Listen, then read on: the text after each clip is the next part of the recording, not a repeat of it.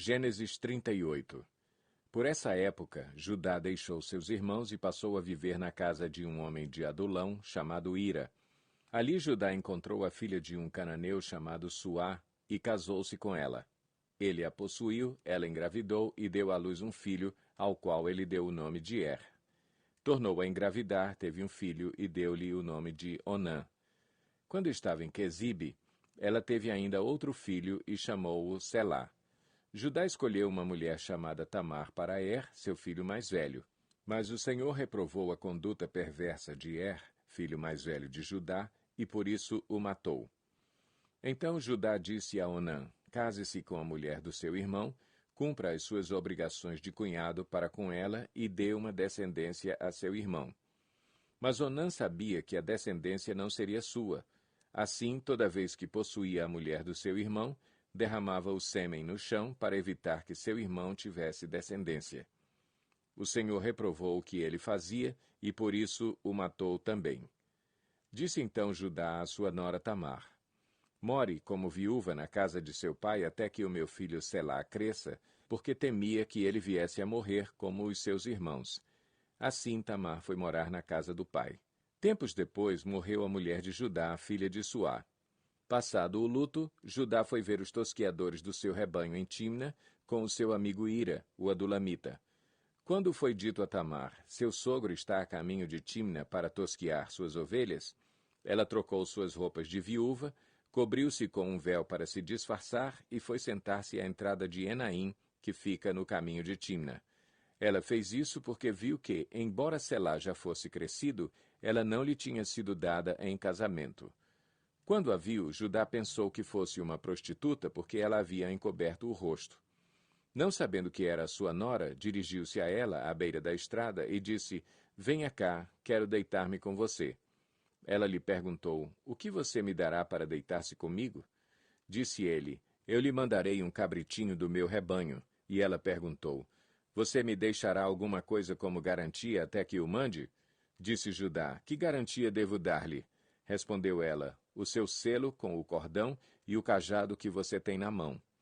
Ele os entregou e a possuiu, e Tamar engravidou dele.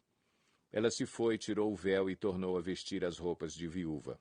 Judá mandou o cabritinho por meio de seu amigo adulamita, a fim de reaver da mulher sua garantia, mas ele não a encontrou e perguntou aos homens do lugar: onde está a prostituta cultual que costuma ficar à beira do caminho de Enaim? Eles responderam: aqui não há nenhuma prostituta cultual. Assim ele voltou a Judá e disse: não a encontrei. Além disso, os homens do lugar disseram que lá não há nenhuma prostituta cultual. Disse Judá: fique ela com o que lhe dei. Não quero que nos tornemos objeto de zombaria. Afinal de contas, mandei a ela este cabritinho, mas você não a encontrou. Cerca de 3 meses mais tarde, disseram a Judá: sua nora Tamar prostituiu-se e na sua prostituição ficou grávida. Disse Judá: tragam-na para fora e queimem-na viva. Quando ela estava sendo levada para fora, mandou o seguinte recado ao sogro: estou grávida do homem que é dono destas coisas. E acrescentou: veja se o Senhor reconhece a quem pertencem este selo, este cordão e este cajado. Judá os reconheceu e disse: ela é mais justa do que eu, pois eu devia tê-la entregue a meu filho Selá. E não voltou a ter relações com ela. Quando lhe chegou a época de dar à luz, havia gêmeos em seu ventre. Enquanto ela dava à luz, um deles pôs a mão para fora. Então a parteira pegou um fio vermelho e amarrou o pulso do menino, dizendo: este saiu primeiro. Mas quando ele recolheu a mão, seu irmão saiu e ela disse: então você conseguiu uma brecha para sair, e deu-lhe o nome de Perez. Depois saiu seu irmão que estava com o fio vermelho no pulso, e foi-lhe dado o nome de Zerá. Gênesis 39. José havia sido levado para o Egito, onde o egípcio Potifar, oficial do faraó e capitão da guarda, comprou-o dos ismaelitas que o tinham levado para lá. O Senhor estava com José, de modo que este prosperou e passou a morar na casa do seu senhor egípcio. Quando este percebeu que o Senhor estava com ele e que o fazia prosperar em tudo o que realizava, agradou-se de José e tornou-o administrador de seus bens. Potifar deixou a seu cuidado a sua casa e lhe confiou tudo o que possuía. Desde que o deixou cuidando de sua casa e de todos os seus bens, o Senhor abençoou a casa do egípcio por causa de José. A bênção do Senhor estava sobre tudo o que Potifar possuía, tanto em casa como no campo.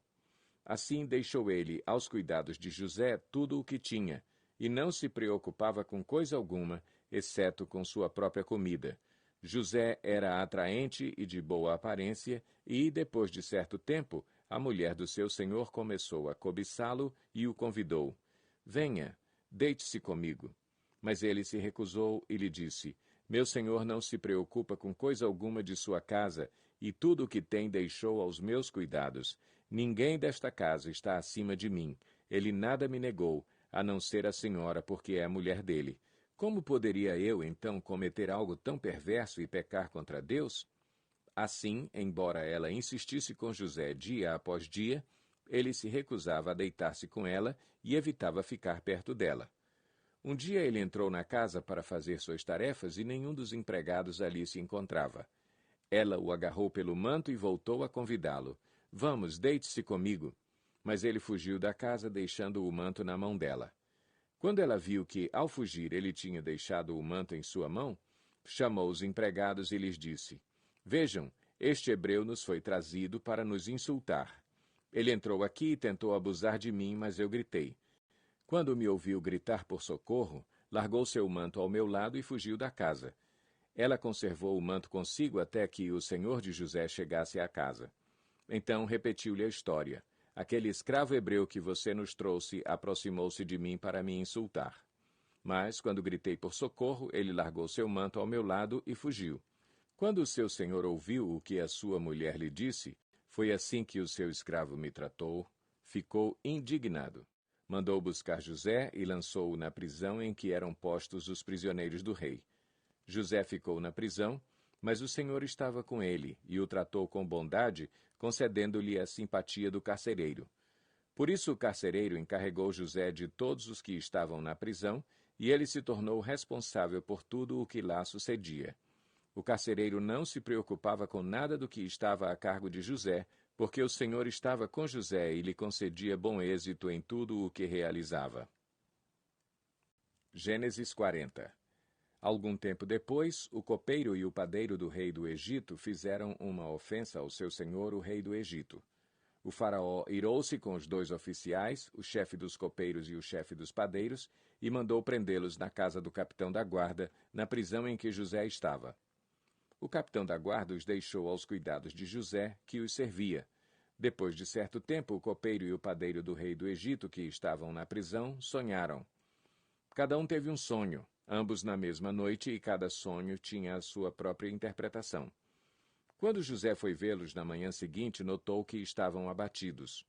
Por isso perguntou aos oficiais do faraó, que também estavam presos na casa do seu senhor, por que hoje vocês estão com um semblante triste? Eles responderam, tivemos sonhos, mas não há quem os interprete. Disse-lhe José, não são de Deus as interpretações?